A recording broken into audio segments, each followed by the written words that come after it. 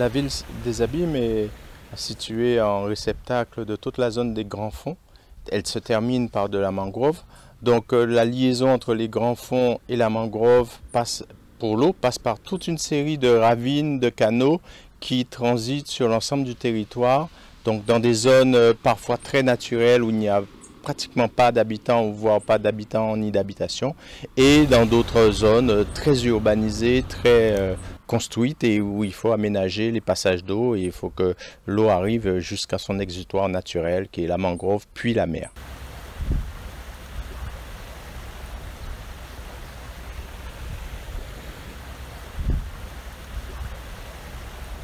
La nécessité d'entretien, elle est là, elle est de fait pour pouvoir assurer les écoulements et protéger les personnes et les biens, mais aussi pour que les activités ne soient pas perturbées.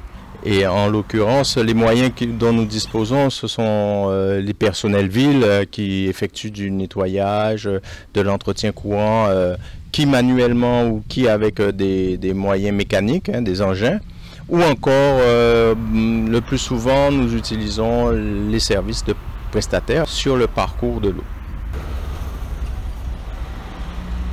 Il y a les incivilités, c'est-à-dire des personnes, ce ne sont pas forcément des riverains, mais c'est parfois aussi des riverains, qui jettent dans les cours d'eau divers détritus, des pollutions graves qui sont même sanctionnées par le Code de l'environnement.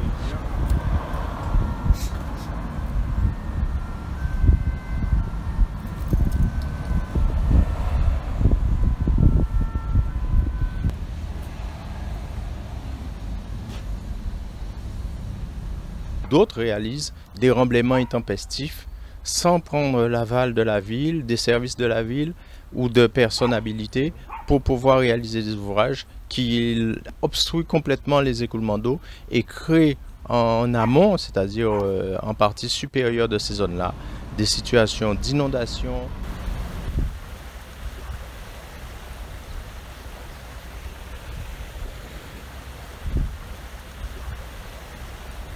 Ce qu'il faut surtout retenir, c'est que ce sont les activités humaines, les besoins des activités humaines qui génèrent ces nécessités d'intervention. Parce que, au final, la nature, elle a ses règles et nous n'y pouvons rien. Nous n'y pouvons sinon tout simplement d'essayer de les domestiquer ou tout au moins d'en limiter les effets perturbateurs pour les activités humaines.